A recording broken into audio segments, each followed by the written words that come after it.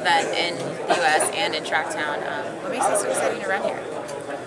Home soil, like you said. You don't get American athletes don't get an opportunity to be able to run in the United States very often. So when we do, we're not just doing it for ourselves, we're doing it for our fans and our family members, because they usually get to see us on television. And they got sometimes when we're overseas, they got to wake up at 3 o'clock in the morning, 4 o'clock in the morning just to catch some of our races.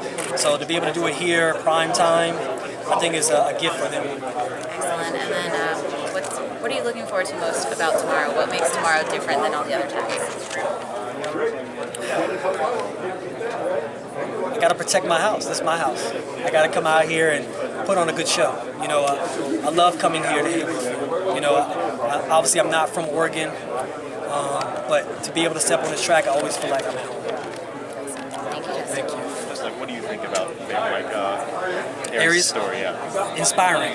I know Aries personally. We went to the same college as well, so we have that kind of connection. And I know that him through college has always been hungry. There's been times where he is out at the track practicing without a coach, just trying to get his technique right. There's been times where he'll call coach at 11 o'clock at night, going over races. So knowing the kind of person he is and the kind of psyche he has to be the best he can be and be the best in the world, I knew that a surgery wasn't going to stop him. He's going to come back, especially after a spectacular year he had before, and now he has to be able to go through this. It's just something that that feeds his fuel, doesn't leave him content. Having a world record, having an Olympic gold medal, being a Diamond League champion, run so many sub 13s, it kind of can leave you full, and satisfied. And he can leave the sport now and be a legend in what he has done. But he's still hungry to do more. You know anybody else quite like Aries? No, Aries is something else, man. On a personal level, he's a character. He's a clown. I've never met anybody like Aries, man. I think anybody would have a surgery like he has had, major surgery, would have probably threw the towel in and called it a career.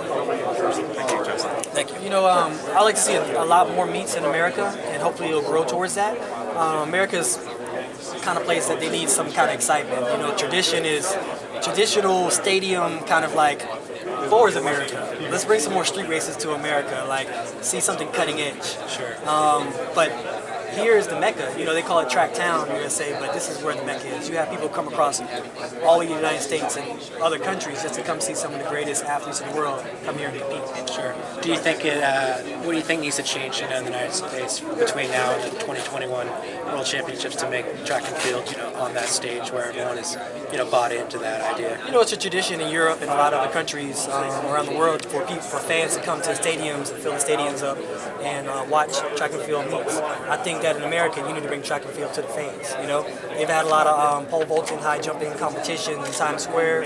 I think I would love to be able to run a street race right down the Las Vegas Strip. I think that would be exciting, and people would like to see something like that. Sure.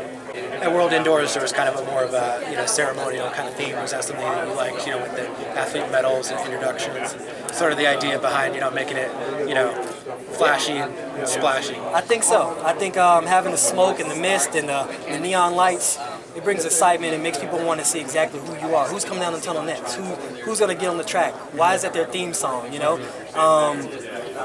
Have that festive feel. Have a party. Have people want to feel like they're a part of the race. Justin, after pre and between now and the trials, what will you compete in? I go to Rome next. Rome is on the 2nd, so it's kind of like a back-to-back. And then I go to Brazil actually for a street race. And I heard today I'm going to be running over water. The track is built on it's kind of like a concrete canal-ish kind of thing where they're going to put the track right over top of water. Are they both 100 meters? Both 100 meters, yes. Okay, and will you do a 200 before the trials? I will not. My first 200 will be hopefully at the starting line of the Olympic trials, round 1. And how is the ankle feeling? Ankle feeling much better. Good. Just now, if you've ever had like an injury that has been long term, it kind of throws your body out of whack. The body's a remarkable thing. It's gonna compensate in a lot of areas that you don't realize. So now I got to make sure that my hips are aligned more. Make sure that my quads and hamstrings are firing, because for a long time I had to carry one leg. I couldn't put a lot of pressure on it. and I couldn't really push off of it. So I'm doing a lot of interval work, just kind of hobbling along. And now my body's back in order, so I got to make sure that mentally I remember that, all right, your body's okay. No phantom pains. Let's go out there and just get the job done. How have the races felt so far this season? Actually, my times haven't been obviously as fast as last year, but I feel so much more left in the tank. You know, my coach has said, let's just go out here and just win the race and get the job done. So let's go out here and execute from the first half of the race, finish the race off, and we don't really need to make a time statement. Just go out here and win, get the W. Is it a different approach to 2015 where you were just cranking the whole season? Or are you really focused, obviously, on the trials in Rio and trying to keep stuff in reserve? It's keep stuff in reserve. It's a steady build-up. Okay. You know, I think at this point in time, I think the world has seen that I ran a lot of consistent fast times last year. So I really don't need to make that point so early in the season. But once we get closer to Olympic trials, once we get closer to the Olympics, I'm going to be cranking out more fast times. For sure. So even though you said that you're a little older guy now, 200 still...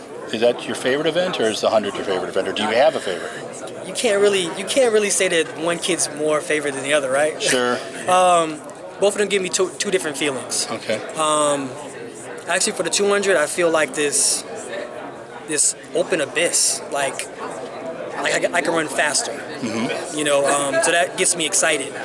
The 100 is such a technical race, and I'm the kind of person I've been known to be a technician. So I'm always looking for perfection when it comes to my race. I got to make sure that my ankle angles of my shins are right. I'm pushing off the ground the right place. My hips are not sinking. So I'm consumed by the posture, technique, and the speed that I put out for the 100. But for the 200, it feels like I'm just like a free bird just flying along. It feels great. Well, you can make a mistake too in the 200. The 100 it's less forgiving. Exactly. 200. Yeah. You can come back. Yeah. You can try to run somebody down the 200. In the 100, if they're in front of you, it's either win or lose. Yeah. Now you've competed all over the world. I know meets look alike at like airports. But if you exclude Eugene, could you name a favorite place you like to go? And don't say Eugene. Just yeah. Actually, Rome is a very exciting place. The fans are crazy. You know, Really? Yeah, man. Like, I feel like the kids are always like reaching over the rails trying to get to you. I love Monaco. Monaco's the same way. Yeah. You know, obviously, you're inspired by such all the wealth around you and success. Yeah. And actually, if I had to pick a place that had the best climate for a sprinter, it would be actually Doha, Qatar. Oh. It's always allowable wind. It's always it's never higher than a 1.7. It doesn't snow. It doesn't snow, and it's always about 80 degrees at 9 o'clock at night. So it's a paradise for a sprinter. Ideal. Yeah. That's great. Justin, you like called yourself an old man, and you've had such a successful career so far, and eventually you're gonna have to retire. But how has it like brought you to the point that you want to like give back to the sport and like help other people? You know, I've done for the last couple of years. I've done some stuff with Nike. You know, be able to work with the elite athletes, the youth. Last year we did an excursion. We went out to the beach, played some flag football on the beach with the kids. Had a bonfire. You know, just a bonding moment to understand. Like, one thing I learned about track and field is, like you said, there's no draft. So an athlete who's coming on, there's a gap. Like, how does a high school athlete, they know how to get to college, but from college, how do they get to be a pro? Like, when I came out as a college athlete to go pro, I didn't know that you had to find a professional coach. I didn't know you had to find an agent. I didn't know none of that. I didn't know there was meet promoters, multiple meet promoters. I didn't know none of this stuff. So I think that to be able to educate our kids at a young stage, early stage for them in their career, I think they'd be more set professionally, thinking-wise, to be able to say, okay, I want to be a professional athlete. I'm going to set myself in the right position to put all these things in order, not have to wait, hesitate, and make mistakes along the way as a professional athlete in their rookie year. So you've actually had like a pretty long career. You like won gold in the Olympics in 2004, but you missed 2008, and then 2012 you got bronze. So now that it's 2016, how do you think you're gonna do in the Olympics? Like, are you ready for that to like take take home the win for America? Well, I hope it's an upswing. You know, hope that I came back to clinch that bronze in 2012 is a swing up towards a goal. So that's what I've been working on, been training for. It's just that moment. I got to be prepared for that moment. Thank you, Justin. Thank you.